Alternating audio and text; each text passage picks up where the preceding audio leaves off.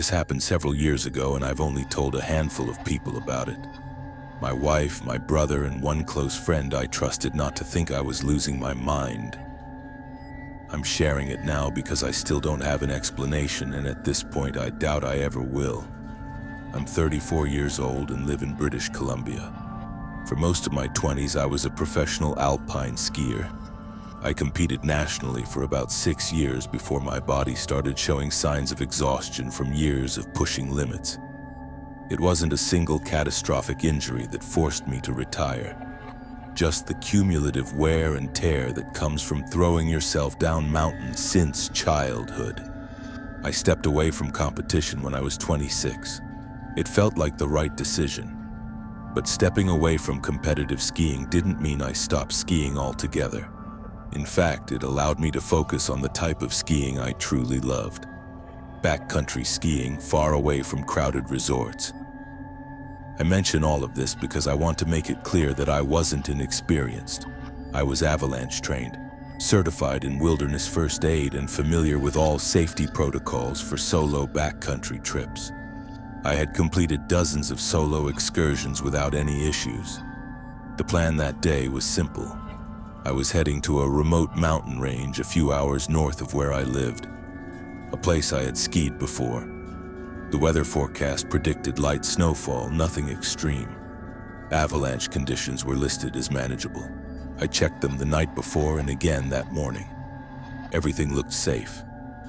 I arrived at the mountain shortly after sunrise, geared up, and began skinning uphill. As I climbed, snowfall gradually intensified.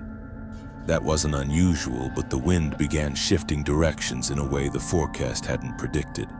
It grew stronger and visibility started dropping faster than I was comfortable with.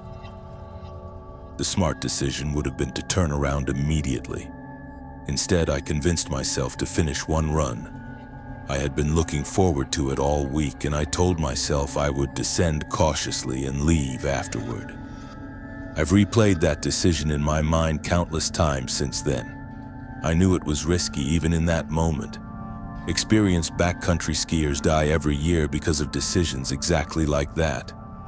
And yet I continued anyway. The descent started smoothly. I maintained conservative speeds, focusing entirely on safety. About 2/3 of the way down, everything changed in an instant. If you've never experienced an avalanche, it's impossible to fully describe how quickly control disappears. 1 second you're skiing normally, the next the mountain itself is moving beneath you. I was incredibly lucky. The avalanche wasn't massive. Probably a class 2, but it was strong enough to knock me off my skis. I tumbled roughly 30 or 40 yards before slamming violently into something solid, possibly a buried rock or tree trunk. The impact was brutal. I remember lying there in shock, trying to convince myself I was okay. My skis had released properly, which was good, but one of them had been carried further downhill and I had no idea where it ended up. When I tried to stand, I collapsed immediately. The pain in my left leg was overwhelming, unlike anything I had ever experienced. I forced myself into a sitting position and evaluated my situation. The snowfall was worsening rapidly. It was becoming clear that I might be at the beginning of a full blizzard. My options were limited. I could stay where I was and hope someone came searching for me, but only one person knew my location, and he wouldn't suspect trouble for several hours. I could attempt to dig a shelter and wait out the storm, but I didn't have supplies for an overnight survival situation, and temperatures were dropping quickly. Or I could attempt to move downhill as best as I could before conditions deteriorated further. I chose to move. Using my remaining ski pole as a crutch, I began limping downhill. Every step sent waves of agony through my leg, but stopping didn't feel like an option. Meanwhile, the storm intensified. Snow fell so heavily that visibility shrank to almost nothing. I was focused entirely on survival, pushing through pain and exhaustion when I heard something behind me. At first, I assumed it was my imagination. Adrenaline and hypothermia can cause severe mental confusion. I genuinely thought my brain was beginning to fail under stress. Still, I turned around. Through the snowfall, I saw another skier approaching me from uphill. Seeing him filled me with a strange mix of emotions. Relief, confusion, and an unexplained fear I still can't describe. He reached me within minutes. He was equipped for backcountry skiing just like me. He removed his helmet slightly to adjust his goggles and asked if I was injured. I explained what had happened. Without hesitation, he moved beside me and allowed me to rest my arm over his shoulder. Together, we started moving downhill. I can't explain why, but the entire interaction felt unusual. It didn't feel like he had randomly stumbled across me. It felt intentional, as if he had known I would be there. We talked briefly while moving, though I barely remember most of the conversation. One thing he said, however, stayed with me. At one point, he mentioned that he hadn't used his legs in a long time and that it felt good to be back on solid ground. I assumed it was some kind of skiing joke or expression I wasn't familiar with. I laughed weakly and we kept moving. Eventually, I had to stop. I leaned against a tree and closed my eyes for only a few seconds, trying to manage the pain and dizziness. When I opened my eyes again, he was gone. There was no one around me. Completely gone. There was nowhere he could have gone. The terrain was open and visibility, while poor, was still enough to see immediate surroundings. I called out for him, expecting a response. Nothing. Then I looked down at the snow. There were no tracks beside mine. He had been supporting half my body weight for what felt like nearly an hour, yet there wasn't a single footprint other than my own. Panic started setting in. My brain scrambled for logical explanations. Maybe the storm had filled his tracks faster than mine. Maybe I had hallucinated everything due to shock or hypothermia. I didn't have time to figure it out. The storm was worsening and survival still depended on movement. I continued downhill, though the final stretch is mostly a blur of pain, exhaustion, and pure determination not to stop. Somehow I made it back to my car. I drove myself to the hospital where doctors delivered unexpected good news. My leg was severely sprained but not broken. They told me I was incredibly lucky. A few days later, while recovering at home, I couldn't stop thinking about the mysterious skier, where he came from, where he disappeared to, why there were no tracks. I kept hoping I would find some explanation. Then, while browsing a local skiing forum, I came across something disturbing. There was an article about a backcountry skier who had gone missing in a storm a few weeks earlier. The incident occurred in the same mountain range. Authorities had never recovered the body and had presumed him dead. There were no photos attached to the article, and when I searched for his name online, I found nothing. No social media, no records that could help me compare him to the man who had helped me. I still try to convince myself that hypothermia or shock caused me to hallucinate. Maybe my brain created the illusion of help to push me forward, but I remember the physical sensation of leaning against his shoulder. I remember the pressure, the support, the feeling of moving faster with him than I ever could have alone. I still ski today, but I never go into the backcountry alone anymore. And to this day, I have absolutely no idea what, or who, helped me off that mountain.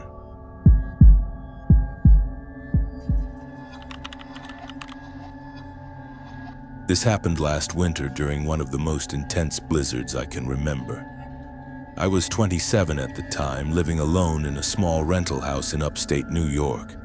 I work remotely in finance, which sounds impressive, but honestly, it mostly involves sitting at my desk and staring at spreadsheets all day. Because of that, there are entire weeks where I barely leave my house. The local news had been warning about the incoming blizzard for days. Normally, storms get exaggerated, but this one felt different. Emergency alerts were urging people to stay off the roads, stock up on food, and prepare for power outages. So that morning, I went grocery shopping and bought enough supplies to last through the weekend. After that, I settled in, expecting nothing more than a few quiet, snowy days working from home. The snow started falling during the afternoon. By around 8 p.m., visibility had dropped so badly that I couldn't see past my front porch. The wind was relentless, creating this eerie, constant roaring sound that made it feel like my house was trapped inside a tunnel of air.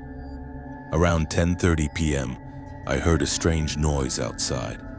It sounded like a heavy thud followed by something dragging across wood or pavement. My first thought was that a tree branch had snapped and fallen near my driveway. There are several old oak trees around my property, so it wouldn't have been surprising during a storm like that. About 15 minutes later, I heard a car horn. It wasn't a normal honk. It was weak and uneven, like someone was pressing the horn by accident or struggling to hold it down. I walked to the front window and looked outside.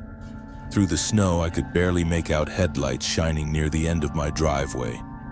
I stood there for a few minutes trying to see if someone would get out of the vehicle, but I couldn't make out any movement. I assumed someone had slid off the road. It happens often in storms like that. As cold as it might sound, I wasn't willing to step outside into a blizzard for a stranger, especially when I could barely see 10 feet ahead. I went back to the couch and tried to distract myself with television. Around 11 p.m., I heard knocking at my front door. Instead of opening it, I walked closer and asked who was there. A man answered, saying his car was stuck and he needed to come inside to warm up and use a phone. His voice sounded strained, like he was exhausted and freezing. I felt guilty. If he had really been walking through that storm, he could have been in serious danger. But I still wasn't comfortable opening the door fully. I cracked the door open slightly while keeping the security chain locked. The man standing on my porch was covered in snow. It clung to his jacket, his shoulders, even his hair. He was shorter than me and visibly shaking from the cold. He explained that his phone had died and he had been walking around trying to find a house with lights on. I was seconds away from letting him in when I noticed something that made my stomach drop. His boots. They were spotless, completely clean and dry. If he had truly been walking through a blizzard, his boots should have been covered in snow and ice. Mine looked terrible after walking only a few steps outside earlier that day. A wave of dread settled in my chest. I told him I would call emergency services and have someone come help him. His expression changed slightly and he asked again to be let inside, this time much more firmly. I didn't respond. I simply shut the door and locked it. I could hear him mutter something under his breath as I walked away to grab my phone. I called 911 and explained the situation. While I was speaking with the operator, I heard footsteps moving away from my porch. They moved along the side of my house toward the backyard. The operator instructed me to stay inside and lock all doors and windows. She said police were on their way, but warned that response times might be delayed because of the storm. I carefully moved to a side window and peeked outside without making myself visible. The man was standing near the corner of my house about 15 feet away. He wasn't moving. He was just standing there staring up toward my windows. A few minutes later, loud banging erupted on my back door. It sounded like someone was trying to break it open. The entire door shook violently against its frame. Panicking, I grabbed a kitchen knife and retreated to my bedroom. I locked the door and stood there, frozen, staring at it. The banging continued for about a minute before suddenly stopping. I don't know how long I stood there. It felt like hours, but it was probably closer to 20 minutes. At one point, I heard the car horn again, but this time it was one long, continuous blast. Eventually, the police arrived. They found a vehicle partially buried in a snowbank, but it was located further down the road than where I had originally seen the headlights. When they checked the engine, it was completely cold, meaning it hadn't been running recently. Then they told me something that still unsettles me. There were no footprints in the snow leading from the vehicle to my house. The snow between the car and my property was untouched. However, there were footprints around my driveway and surrounding my house. But they seemed to appear out of nowhere and stopped at the edge of my driveway as if the person had arrived in another vehicle. The police searched the area but found no one. The next morning after the storm cleared, I stepped outside to inspect the property. That's when I noticed something that made my blood run cold. There were muddy handprints on the outside of my bedroom window. They hadn't been there when the police searched the property the night before. It was as if whoever had been outside had either returned later or had never truly left. A few days later, I learned that another house about half a mile away had been broken into during the storm. The homeowner wasn't there at the time, and strangely, nothing was stolen. Whoever broke in hadn't taken anything at all. That disturbed me more than if something had been stolen. It made me wonder if robbery had never been the intention. I know this story might not sound terrifying to some people, but I truly believe that whoever was trying to enter my house that night had far worse intentions than theft.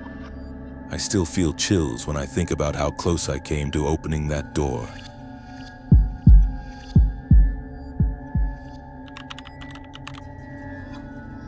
I could tell something was off about Joe the moment I stepped inside his house. He looked present physically, but mentally he seemed somewhere far away. His eyes kept shifting around the room nonstop, glancing at me, then at the floor, then toward the ceiling, then somewhere behind me, as if he thought someone else was standing there. It felt like he couldn't focus on anything for more than a few seconds. At first, I tried to brush it off. I thought maybe he was just uncomfortable having a stranger staying in his home, which would have been understandable considering the storm raging outside. But as we sat there longer, my uneasiness kept growing. He struggled to hold a normal conversation. He would begin speaking and suddenly stop mid-sentence, staring at a specific spot on the wall like he was looking through it rather than at it. The silence that followed each time felt heavier and more disturbing than the howling wind outside. Eventually, I decided I wanted to limit my interaction with him as much as possible. I told him I was exhausted and asked if I could lie down and get some sleep. To my surprise, he seemed almost relieved by the idea. He gestured toward the couch and told me I could sleep there for the night. I asked if we could turn off the light, and he switched off the lamp immediately, but he didn't leave. He just stood in the doorway, completely still. He didn't speak. He didn't move. He just stood there, staring in the darkness. It felt like at least a full minute passed, though it might have been less. I lay on the couch pretending to drift off, keeping my eyes barely closed, hoping he would go away. Finally, after what felt like an eternity, he slowly turned and disappeared down the hallway toward what I assumed was his bedroom. I genuinely tried to sleep. I was exhausted from the storm and the stress of being stranded. The couch was surprisingly comfortable, but I couldn't shake the feeling that something was deeply wrong. Every time I closed my eyes, I would begin drifting off before jolting awake, convinced I heard movement somewhere in the house. About an hour later, I started hearing distinct noises. At first, I couldn't place them. Then I realized they were coming from above me. There were thumping sounds followed by scraping, like something heavy was being dragged across the ceiling. I tried to rationalize it. Maybe snow shifting on the roof. That happens during heavy blizzards, but something about the rhythm of the sounds felt deliberate, controlled. And then it hit me. The house was only one story. There was no upstairs, no attic space that someone could walk around in. I lay frozen, staring at the ceiling while trying to convince myself there had to be a logical explanation. The noises continued sporadically for several minutes. Then suddenly there was a loud, violent thud directly above me. It startled me so badly that I shot upright on the couch, and the moment I sat up, I saw him. Joe was standing in the doorway again. He must have been watching me in the dark for some time because I hadn't heard him approach. My skin began crawling. I opened my mouth to speak, but before I could say anything, he rushed toward me. He lunged over the back of the couch and slammed into me, knocking me to the floor. The next few seconds were absolute chaos. We struggled across the carpet as I realized he was trying to wrap his arm around my throat in a chokehold. He was stronger than he looked. For a moment, I genuinely believed I was going to lose consciousness. I fought back as hard as I could, thrashing and pushing against him. As I resisted, he began screaming frantically. He kept shouting at me to stop fighting. He repeatedly mentioned her, speaking as if I should know who he was talking about. He kept yelling that she was lonely and that I would be good company for her. I wasn't thinking about any of that. I was fighting to stay alive. Eventually, I managed to shift my weight and push him off just enough to break free. I scrambled to my feet, grabbed my coat, and ran straight for the front door. I didn't even bother putting the coat on. I just needed to get out. Behind me, he screamed something hysterically. I'm almost certain he yelled, "She won't be happy," or something equally unhinged. I ran through the storm and didn't stop until I reached the next house down the road. I pounded on the door until someone answered.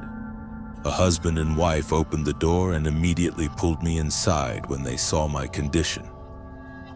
I must have looked completely terrified and half frozen. They let me stay the night on their couch without asking many questions. The next morning, the wife introduced herself as Kathy while she made coffee. Her husband, Brandon, sat with us at the kitchen table as I explained everything that had happened. As soon as I described the house, Brandon interrupted me. "Was it Joe?" he asked. I nodded. He sighed and nodded back like none of this surprised him. He told me Joe had been a known problem in the area for years. Then he told me something that made my stomach drop. About 10 years earlier, Joe's wife had vanished. There was never a formal investigation and nothing was ever proven, but most people in the area suspected Joe had killed her. Her body was never found. The connection was obvious, but for some reason I didn't say anything out loud. I don't know why, maybe I was still in shock. I did report the incident to the police, but as far as I know, nothing ever came from it. The most unsettling part is that I still live in that same town 3 years later. Nothing like that has happened again, but I still feel uneasy every time I drive past Joe's house. The only positive thing that came from that night is the friendship I developed with Kathy and Brandon. They've become close friends over the years. Still, every time I visit their house, I'm reminded of that blizzard, and of Joe, and of whatever terrible thing might have happened to his wife.